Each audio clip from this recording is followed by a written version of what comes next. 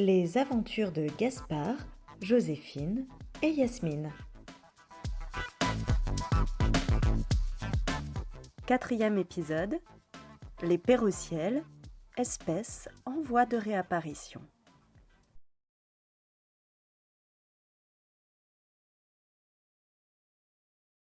« Mais es-tu sûr de ça ?» lui demanda sur un ton méfiant Gaspard, qui avait la fâcheuse habitude de vérifier tout ce qu'on lui disait. « J'en suis certain, » déclara Lunette Ossétou, une main sur le cœur. « Tu vois ce vieux livre sur l'étagère ? Eh bien, il contient les aventures de Barbillou. »« Barbillou ?» interrogea Gaspard. « Oui, Barbillou, un de nos plus prestigieux sages génies à lunettes. Il est particulièrement connu pour être vraiment très gentil et aussi avoir le pouvoir de communiquer avec nos ancêtres. Mais ce qui nous intéresse, c'est qu'il a parcouru la planète à la recherche d'espèces animales encore méconnues. Il s'est déplacé sur tous les continents.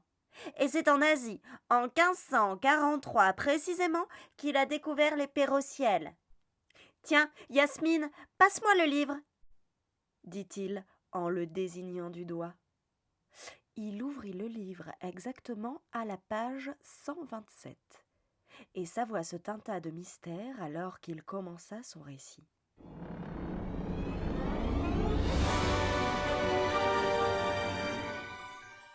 Nous sommes le 20 juin de l'an 1543. Il fait une chaleur accablante, mais rien d'étonnant, puisque c'est l'été en Indonésie. Depuis qu'il est arrivé, Barbillou dégouline à chaque pas qu'il fait. Mais rien ne l'arrête. Il est encore jeune et débordant d'énergie. Au village, il a entendu parler d'une légende. Elle raconte qu'au fin fond de la forêt bordant le fleuve, un oiseau aux 1000 couleurs et aux cris aigus aurait été aperçu.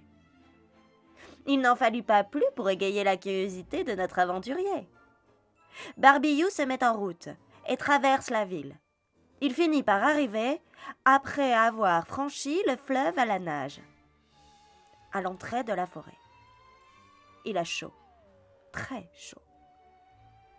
Et c'est à ce moment très précis qu'une légère brise salvatrice vint lui caresser le visage.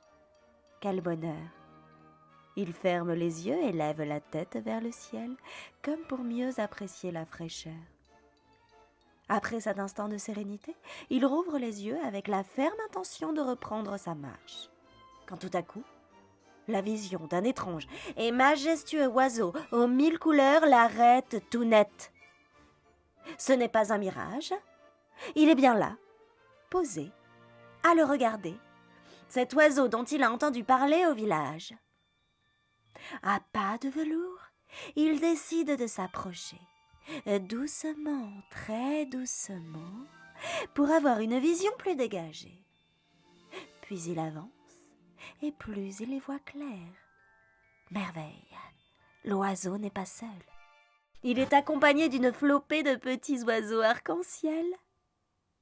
En bon aventurier qu'il est, Barbillou, par un geste très lent, attrape dans sa poche son carnet de croquis et son stylo. Mais sans y prendre garde, le carnet lui glisse des mains et chute lamentablement sur le sol. Le contact du carnet avec le sol provoque alors un bruit assourdissant dans le calme si enveloppant de la forêt. L'oiseau et ses petits s'envolent alors à tire-d'aile. Depuis, plus jamais ne vit l'oiseau aux 1000 couleurs, si bien qu'on pensait que son espèce était éteinte depuis tout ce temps, termina Lunette Ossétou. Magnifique! Plume serait donc un descendant de cet oiseau arc-en-ciel? L'espèce des perrossiels n'est donc pas éteinte? Quelle belle nouvelle! Louane s'arrêta net. Mais où est-il? Plume a disparu! Alors que tous étaient absorbés par l'histoire de Lunette Ossétou, Plume s'était lui-même envolé pour la première fois sans que personne ne s'en rende compte. Ils étaient tous très émus. Leur petit oiseau était assez grand pour voler maintenant, et il s'était posé sur le rebord de la fenêtre, qui donnait sur le jardin somptueux de Louane. « Je crois que Plume a très envie de voler pour retourner auprès des siens, » murmura Lunette au tout. Gaspard, Joséphine et Yasmine se levèrent, firent un dernier baiser à Plume et ouvrirent la fenêtre. Plume lança un cri perçant, sûrement en guise de revoir à ses amis qui l'avaient recueilli. Pour Gaspard, Joséphine et Yasmine, il était temps de rentrer. Ils enfourchèrent leur vélo, direction la maison, sous la pluie qui venait de commencer à tomber. En arrivant en bas du bâtiment B, ils croisèrent le papa de Yasmine, Michel, jardinier du bâtiment B. « Oh les enfants, comment ça va? Vous avez passé une bonne journée dans votre cabane?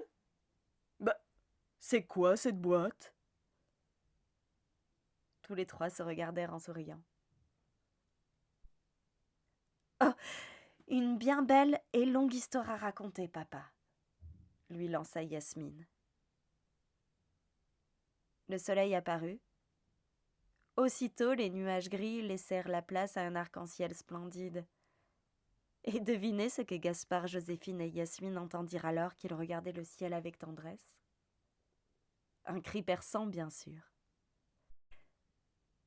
C'était l'épisode 4 de Gaspard, Joséphine et Yasmine, à retrouver dans le Ricochet numéro 144.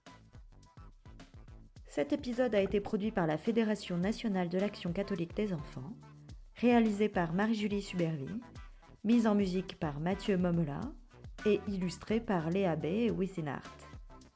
Participez aux prochains épisodes en inventant un personnage que nos 3 héros vont rencontrer et qui va les aider dans leur quête.